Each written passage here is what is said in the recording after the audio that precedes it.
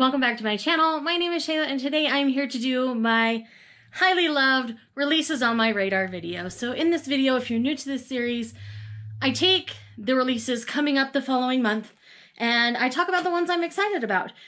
In November, there's a lot, so I'm not gonna drag this out. Let's just go ahead and dive right in.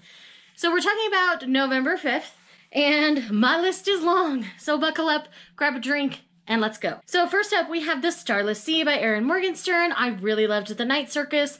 I've read it twice now, and I'm really looking forward to see what else she brings us. Next, we have Call Down the Hawk by Maggie Stiefvater. This is a Raven Cycle spinoff, and I liked the Raven Cycle well enough that I do want to try Call Down the Hawk, but we'll see how I feel at the end of all of that. Next on this list is Supernova by Marissa Meyer. This is the third and final installment in her Renegades series. I have plans to buddy read this with Steve from over at the Law Gnome. We've buddy read the previous two, and we're really excited to do this and then be able to talk about it. The Guinevere Deception by Kiersten White. This is a new retelling from Kiersten White, clearly centered around Arthurian mythology with Guinevere, and I am really excited to read this.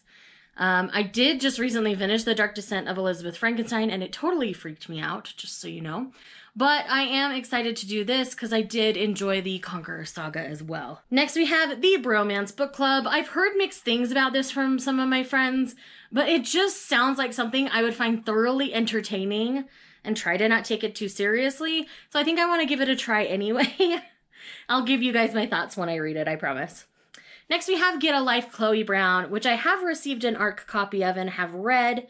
And I ended up really enjoying this. Chloe is really strong.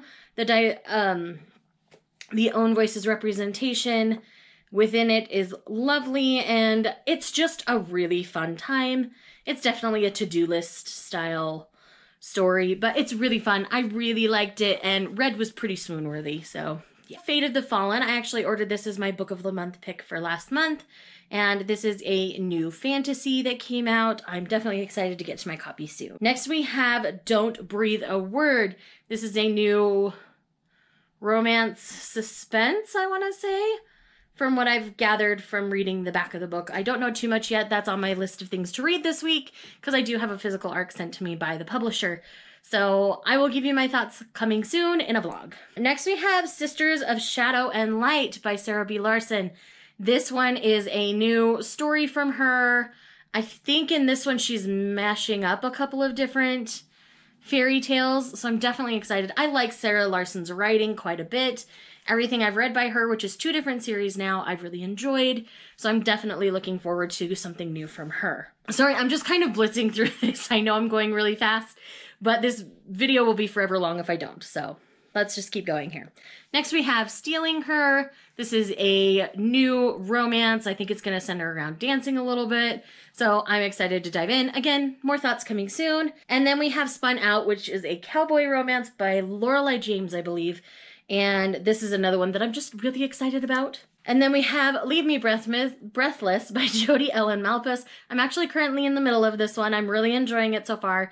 These are British romances, and so they read a little bit different than a US-based one, but I really enjoy Malpas's writing, so I'm really excited to be reading this one. Then we have Snowbound at Christmas. Clearly it's Christmas romance season, and of course I'm going to be excited about a new Christmas romance. All right, that's it for the books for that week. Whew, that was a lot. Let's dig into the manga that week, and again, there's a lot. So first up, we have Smile Down the Runway Volume 3. I continue to enjoy the series as I go along. This is based around 2 teens entering the fashion world. It's really interesting. And then we have Our Precious Conversations Volume 5. You guys know I just adore this series. This is by Rubico, the same person who does My Little Monster. And it's about a boy who has interesting thoughts on girls, dealing with the fact that he's starting to have feelings for one. It's adorable. I really, really love it. Then we have Daytime Shooting Star Volume 3. I am so excited to continue on in this series. As I've mentioned before, my ship flopped in Volume 2, and so I'm interested to see if it flops again in Volume 3. I don't know if this one's this one is one where I'm going to flop back and forth, or if I'm going to stay with my current one. Right now I'm with the Blushing Tsundere, and I really hope I stick with him because he's adorable. Now we have Shortcake Cake Volume 6. I'm really excited for more Shortcake Cake.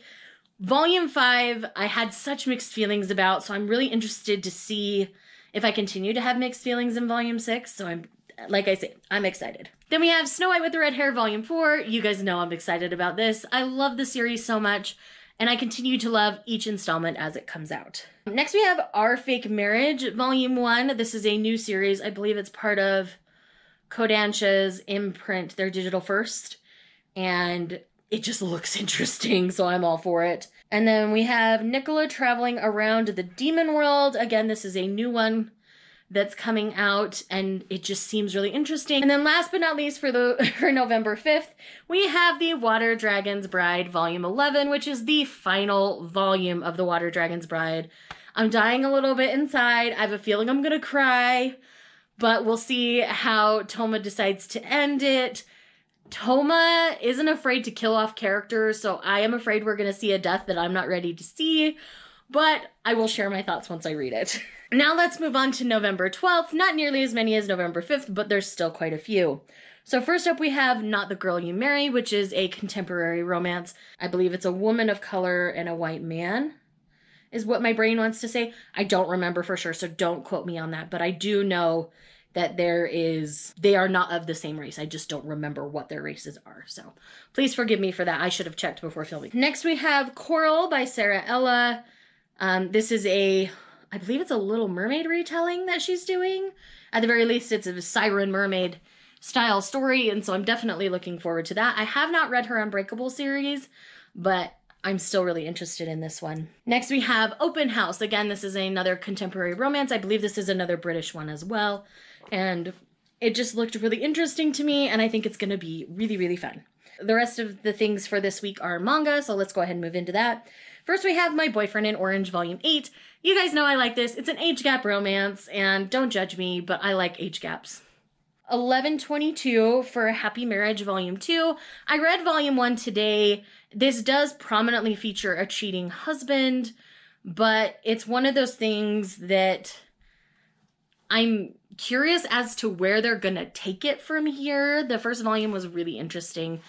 So again, I'm very interested to see where it goes from there. And then, of course, my babies, I need more from them. We have Requiem of the Rose King Volume 11.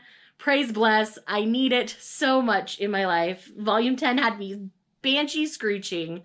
So I'm definitely looking forward to Volume 11. Then we have Sailor Moon, the Eternal Edition Volume 6. I'm excited to continue collecting this. I have read the series in its entirety, and then once I've collected all of the Eternal Editions, I plan on doing a reread to see if my feelings have changed for the series at all. Next we have Witch Hat Atelier Volume 4. I continue to enjoy this series as I read it. I do plan on getting to Volume 3 soon, maybe in the next couple days, but I do plan on getting to that soon, and I do look forward to Volume 4, just because every time I pick up a volume of it, I've really enjoyed it. Next we have Hatsuharu Volume 9. I've been dying for more Hatsuharu, and I keep looking and hoping I find it. So I'm glad I'm finding it. I'm very excited for the next installment in Hatsuharu. I know we're kind of winding down the story. I don't know how many more volumes we're gonna have, but I will take every volume I can get. And then last for the week of November 12th, we do have Classmates Volume 3, which I do believe completes the trilogy.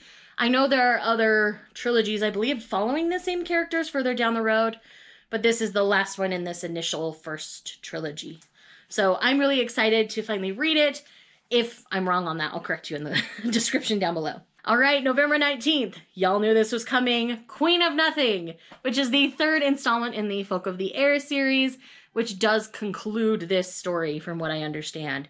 So obviously with the way the Wicked King left off, we all need to figure out what happens, and no one's getting ARC or early copies, so we'll all be fighting for them. Next up we have 10 Things My Cat Hates About You, and this is another contemporary romance, and I believe another British one. So again, it's one that I got an early ARC copy of. I hope to get to soon, so I can give you my thoughts, but again, it's one that just looks really cute. And then we have 3 volumes of manga for this week, and we have Don't Toy With Me, Miss Nagatoro, or Nagatoro.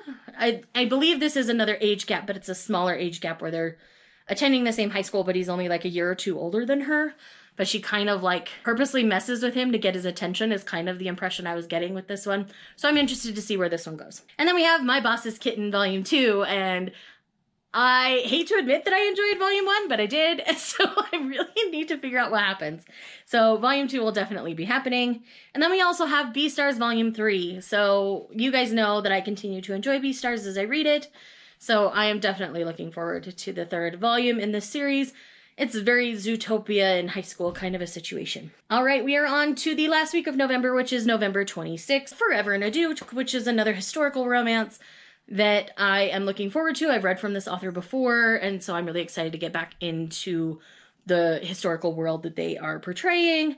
After that, we have Lethal Redemption by April Hunt. I read the first book in the series, Deadly Obsession, earlier this year, was obsessed with it, still think about it often, and so I'm really excited to get a sequel in the same series. And then we have Born to be a Cowboy. This is another cowboy romance. This one's by R.C. Ryan. I've read R.C. Ryan in the same series from earlier this year, so again, I'm excited for a sequel to follow the same characters. Then we have 3 volumes of manga for that week. We have Blank Canvas Volume 3, which is Akiko Higashimura's autobiography, essentially. It's beautiful, it's touching. I've cried with both previous volumes. I expect to cry again because we stan Akiko Higashimura. Then we have Phantom Tales of the Night Volume 2.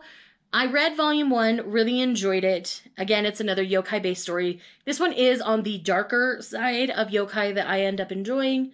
So if it continues to get darker and darker, I might not continue past volume 2, but I am going to try volume 2. And then last but not least, we have Guilty volume 2. This is another digital first Kodansha print that just came out this month, and I just read it today. It actually just came out today because I'm filming this on the 29th.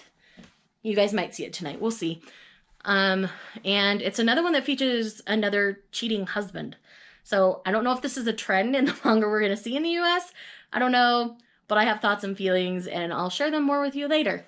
That is it for my releases on my radar video for the month of November. If there's anything that you're excited about that I did not mention, please put it in the comments down below, because I always love hearing what you guys are excited about. Thanks again for watching, and I will see you later. Bye.